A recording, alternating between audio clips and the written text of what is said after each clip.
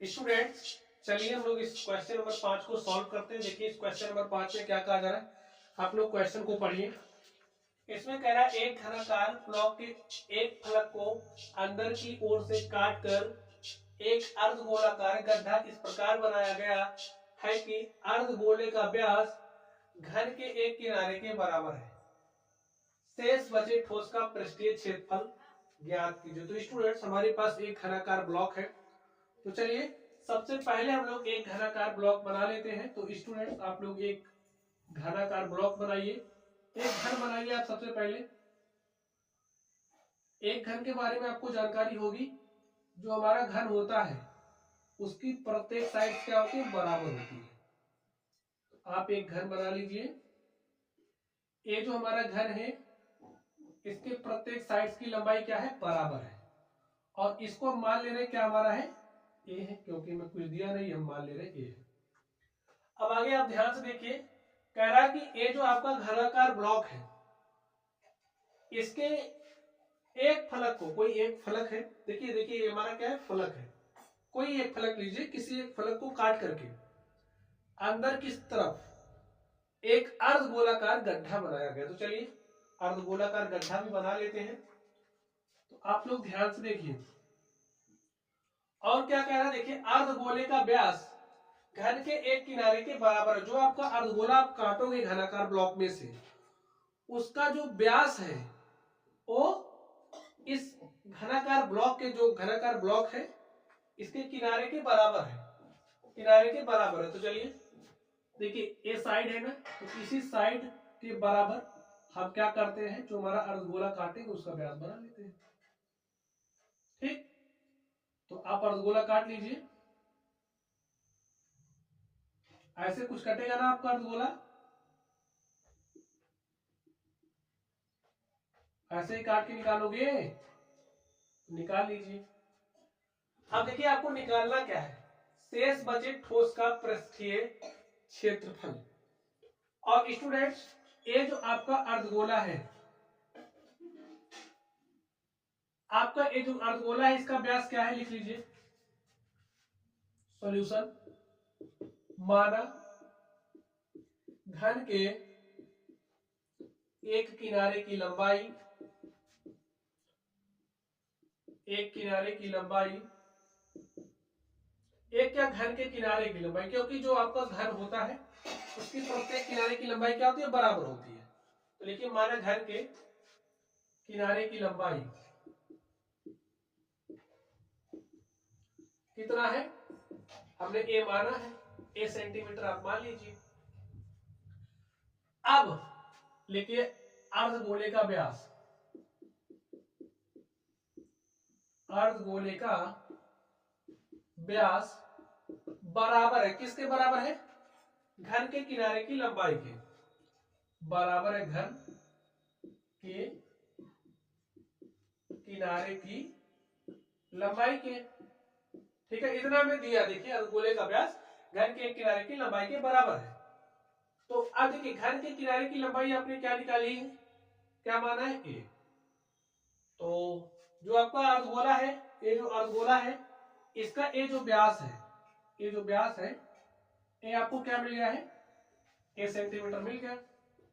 चलिए हम लोग इस अर्धगोले की त्रिज्या निकाल लेते हैं। लिखिए अतः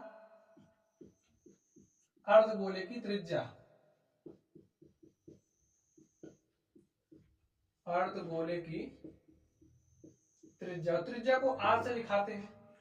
त्रिज्या क्या होगी, ये जो आपका अर्धगोला है, इस अर्धगोले का जो व्यास है, व्यास का आधा, तो ये जो आपका व्यास है, व्यास तो आपने ए लिया है ना, तो त्रिज्या क्या हो जाएगी, ए बाई में 2 सेंटीमीटर। अब देखिए आपको निकालना क्या है, शेष बचे ठोस का पृष्ठीय क्षेत्रफल। लिखिए शेष बचे ठोस का पृष्ठीय क्षेत्रफल क्या होगा, लिख लीजिए, सब निकालोगे। सबसे पहला काम, ये जो आपका घनाकार ब्लॉक है, घनाकार ब्लॉक का संपूर्ण पृष्ठीय क्षेत्रफल निकाल लीजिए। तो घनाकार ब्लॉक का संपूर्ण पृष्ठीय क्षेत्रफल लिखिए, घनाकार ब्लॉक का संपूर्ण पृष्ठीय क्षेत्रफल प्लस, देखिए अब अर्धगोला है ना, तो अंदर में वो भी कुछ पृष्ठ बना रहा है, तो आपका जो अर्धगोला है उसका भी पृष्ठीय क्षेत्रफल आप निकालिए। देखिए अर्धगोले का पृष्ठीय क्षेत्रफल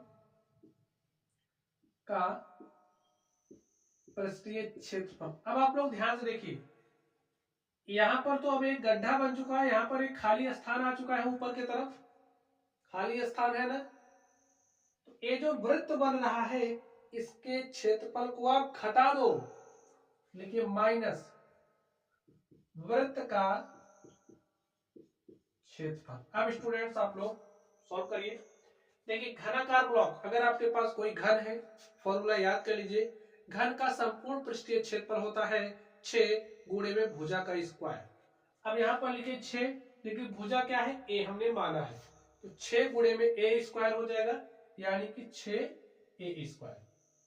प्लस लिखिए, देखिए अर्धगोले का पृष्ठीय क्षेत्रफल, अगर आपके पास कोई संपूर्ण गोला है तो उसका पृष्ठीय क्षेत्रफल होता है 4 पाई आर स्क्वायर। यहाँ पर अर्धगोला है तो पृष्ठीय क्षेत्रफल हो जाएगा 2 पाई आर स्क्वायर। लिख लीजिए 2 पाई आर स्क्वायर। देखिए आर हमारा क्या है, a बाई 2, तो यहां पर क्या हो जाएगा a बाई 2 का स्क्वायर। चलिए माइनस क्या है, वृत्त का क्षेत्रफल। वृत्त का क्षेत्रफल क्या होता है, पाई आर स्क्वायर, तो लिखिए पाई आर स्क्वायर।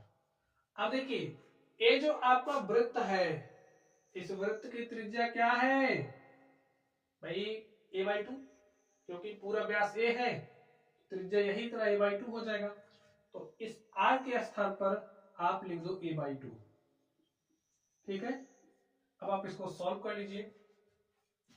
यहां से आपको मिलेगा 6a स्क्वायर प्लस, यहां पर देखिए 2 पाई, इसको सॉल्व करिए, हो जाएगा a स्क्वायर और 2 दूनी 4 माइनस पाई